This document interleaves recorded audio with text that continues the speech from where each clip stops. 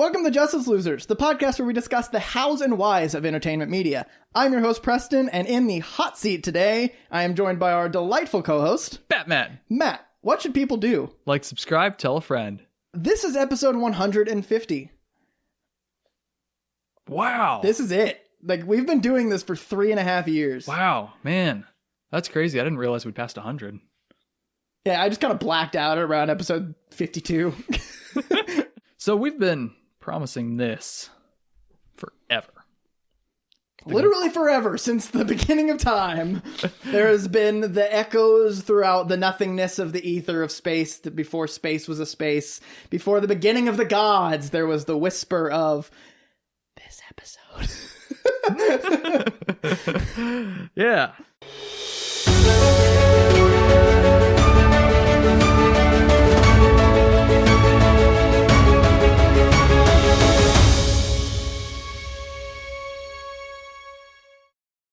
So, this episode, this is the great debate. You know, generally we tend to agree on stuff. It's rare that you'll find us strongly different on something. Yeah. Except if we're trying to answer the question, is art objective? That's the question. That is the question. I say yes. Yes, they can. Absolutely. I say it is entirely a matter of feeling, and it is entirely subjective quality. Mm-hmm. Part of what I'm also intrigued with this whole debate is more of a meta question of why I think this. Because, like, it is clearly a controversial opinion. You ask someone on the street, and they're going to be like, oh, yeah, no, it's subjective. It's all a matter of opinion. Like, for me, it has always been obvious that it would be objective. So you've got a thesis. I do have a thesis. I want to see if we can define some things first. Okay, let's define some things. So the Webster defines subjective as based on or influenced by personal feelings, tastes, or opinions. Mm-hmm. And then objective is not influenced by personal feelings or opinions in considering and representing facts. And then I want to define what art is. Art is the expression or application of human creative skill and imagination, typically in a visual form such as painting or sculpture, producing works to be appreciated primarily for their beauty or emotional power. I can get on board with that. Yeah. I want to extend the definition a little bit to include what I'd call the literary arts. Okay. Literature, film, poetry, stuff that's words based. Yes. And that, I think, adds a narrative level where it's not just about beauty and emotional response. It's also about moral response and sort of oral tradition storytelling is all about, like, setting up reasons for things and explaining why certain traditions are done certain ways. And modern storytelling is it's sort of an obscured version of the same thing. You know, stuff has messages, stuff has reasons for being, stuff has stuff that it's trying to say, questions that it's trying to get you to ask. Call back to our themes episode. That was a good episode. Yeah, but I think I'm on board with all this so far. Okay, so what's your thesis? Thesis. There exist objective standards by which the quality of art objects can be evaluated. Caveat. The objective standards are ultimately humanly unknowable. We can make a concrete definition of a standard, but exceptions will inevitably exist. Okay. I want to explain this a little bit. Anyone who tells you if they know for certain that a work is good or bad or better or worse than another one is lying. They're wrong. Basically, my point with the caveat is if you want to model a system, you either have to trade off exceptions or complexity. So if you want to absolutely precisely model weather or something, if you want to do it absolutely perfectly, the model becomes the real world thing. The same inputs, the same outputs. If you want to come up with a usable approximation, a simple enough model, exceptions fall through the cracks. If you want to come up with an actual objective standard by which you can measure all art, it's just going to be a catalog of all art. Caveat to the caveat. The fact that the standards are unknowable doesn't mean they can't be at least approximated on some level, or that we shouldn't try to approximate them. You know, we can't say for certain, absolutely, that Batman Begins is better than Catwoman. But we can come up with a list of pretty good reasons, a pretty good argument why it is. That's what a lot of art criticism comes down to. It's not opinions as much as trying to tease out what those objective facts are. Not facts, objective truth. Hume's standard of truth doesn't deny subjectivity. Like, so his standard of truth is essentially talking about that there can be an objective objectivity, but his prior works were all in favor of subjectivity of aesthetics. Mm-hmm. So the standard truth doesn't deny his subjectivity, but it doesn't confuse. It talks about critics and the people that say if it's good or bad. Mm-hmm. So he doesn't confuse good and bad critics to true and false sentiments. Okay. So he doesn't say that a good critic has true sentiments. Okay. He gives 5 criteria for identifying a good critic. Okay. Someone who you can essentially take them saying this is good art, and it could arguably be objective good art. So the 5, I'm just going to read through the 5. Strong sense, united in delicate sentiment, improved by practice, perfected by comparison, and cleared of all prejudice. Okay. It's the 5 criteria. Okay. And it's things that are nearly impossible to achieve. Like no one can be those 5. Yeah. No, I agree. I said the objective standards are ultimately humanly unknowable. Do you agree that 2 + 2 = 4? Oh, yes. Great. I win. Thanks for listening, everyone. You can find us on Never mind. Do you agree that 2 + 2 would equal 4, regardless if you or I were here to actually say, hey, does 2 + 2 = 4? Yeah. Yes. That one takes a little more thinking about, a little more rationalization. But the idea is the words 2 and 2 and 4 and equals and plus are just kind of a dressing up of an absolute truth. It's the thing about math, right? I mean, it's basically eternally true. It is the essence of the universe boiled down to its pure truthiness. There exists in some pure, idealized, abstracted form, absolute truth. 2 + 2 = 4. Doesn't matter. My argument is, can someone create an objectively good art, and can we understand objectively good art? And you're looking at, can it exist regardless if we know it or not? Well, even if we can't know it, we can guess it. And we can guess it reasonably close. Guess it based on subjective matters. Because what if the objectively good art that we don't know is objectively good art is Catwoman from 2004? What if that is just like the ethereal, like theologically, objectively good art? It's not. How do you know? How are you supposed to know? I have some very good approximations. We have approximations based on assumptions built from subjectivity, and that's my big point, is that our objectively good art is built on the communal subjectivity, consensus by people throughout time. As long as you can go back, like you play, if any human, any animal that can comprehend anything at any point and has the ability to comprehend things like Catwoman and just a fantastic movie, Into the Spider-Verse. There we go, yeah. Can say, with what we've learned, can say Spider-Verse is a better movie. Because of all of these reasons, we've all conceived together that this is good. Yes. But it's all based on subjectivity. You can take Art of the Fugue and you can say, okay, here is this piece of music, and I can break it down to these specific components, and it is good. It achieves its goals. But art isn't just a floating object. Art is a two-way street. It's an experience. It's a shared experience between the artist and the audience. Right?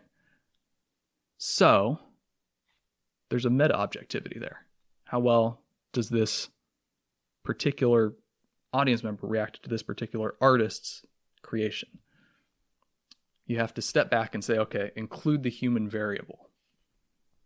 This is where I'm going to get a little bit theological. Okay. If we assume an sort of an idealized Edenic human, someone who has the perfect set of experiences and is the perfect idealized person, then their meta-objective art is going to be the objective good art. This person does not exist. This person will never exist. We're all approximations of the meta-objective person. Our experiences are all approximations. Our meta-objective spaces are all approximations of what it would feel like to be the objective person that experiences the objectively good art. Because of the way that experience has changed and everything, our approximation of the objective good is so contained to our tiny amount of data that from a data analyst perspective is a terrible approximation and you would never use. Right. Like, you might be making an approximation with the data, if you look at data specifically, like the approximation based on what we have experienced, I would say in the last 200 years, I would venture to guess is probably a 0.03% confidence. Like, just incredibly tiny that we can't say is actually remotely close. Yeah. And therefore, I think that it is so impossibly hard to know what the approximation is that there is no approximation. Then why do we generally agree on?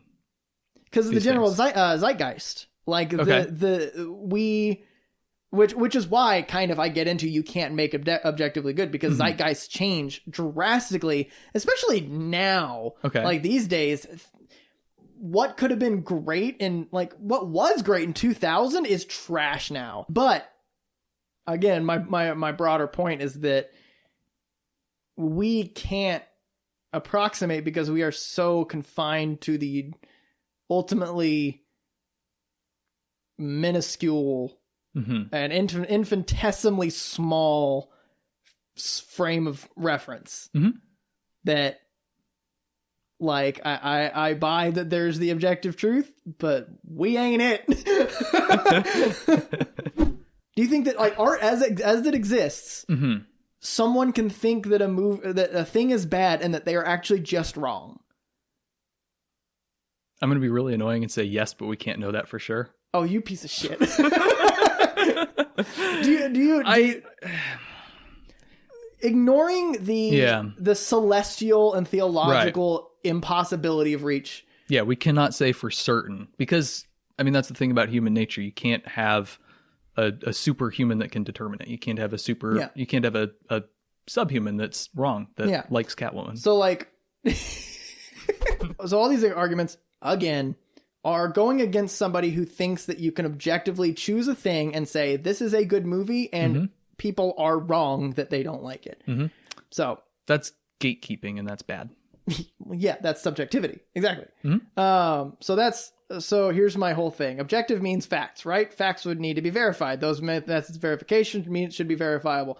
What does one verify? The fact of quality, another's opinion, and so the point is the obvious stuff. So you go, yeah, this movie is good, and you're like, cool. You say that. I'm going to verify that, because you need to verify the verification that is fact needs to be verified. So when you take a theory, like a scientific theory, before it becomes law, you prove the thing with a proof, and then you prove, essentially, usually done in the same proof. You are proving that proof is valid. And only then does it become fact. Because if you say something and then someone looks at how you said it and goes, no, that's actually wrong, then you're wrong. Right. I mean, if you realize that it's unattainable, then the fun is in the little achievements along the way. The achievement of making art that you're pretty sure is good, or experiencing art that you're pretty sure is good.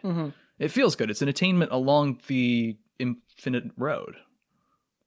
I am never going to be a perfect chess player. No human is ever going to be a perfect chess player. But every now and then you find good moves, and that feels good. It doesn't matter that you're not going to be perfect. It doesn't matter that you're constantly striving to improve, because the goal is unattainable. Yeah. You enjoy the journey. The milestones. Yeah, in some sense. I'm out here trying to change some minds and open some minds. Yeah, you're opening. You're not changing any minds, because no one was thinking about that level. But now we have, and that makes this episode a success, even though it makes Get on my level. It leaves me looking like a stupid horse. You do look like a stupid horse, so I guess that's fair. Hey! That's what a horse would say. I want to get into why I think this is actually an important point. And my argument is important to me. Art for me has always been an appeal to the transcendent. And honestly, until we started prepping for this episode, I hadn't really thought about what that transcendent meant to be, but it's the appeal to that idealized Edenic version of me.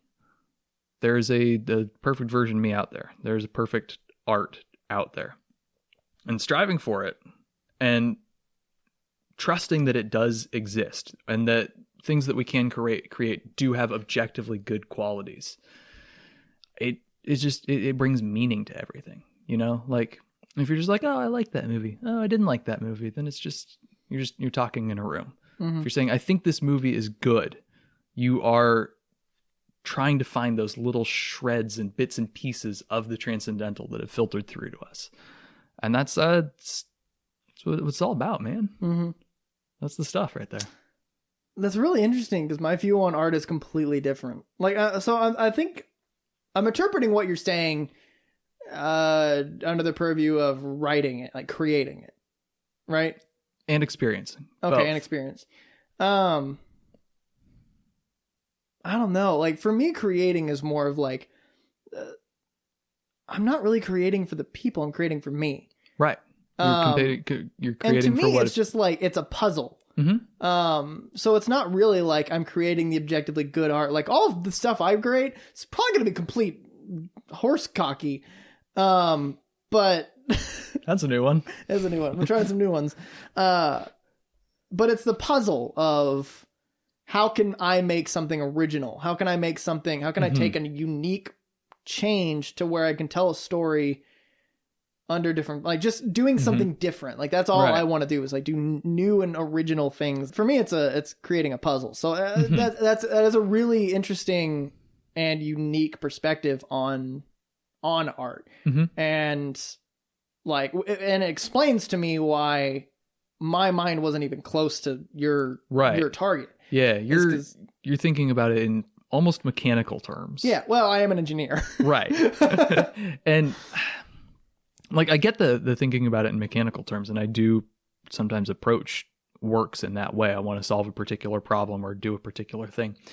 But it's almost an appeal to a particular element, like change and innovation and creativity and stuff is a particular element of that striving for transcendence. It's one way to get at that. But for me, it would feel very limiting to do it exclusively in that direction. Yeah. I have to keep in mind the objective, the truth. And I have to aim for it and try to shave off little bits. Hey guys, if you liked what you saw, make sure to click here to subscribe and show your friends. We also have the unabridged audio version available on SoundCloud, iTunes, and Spotify, all linked below and anywhere else you can find podcasts. See you next week.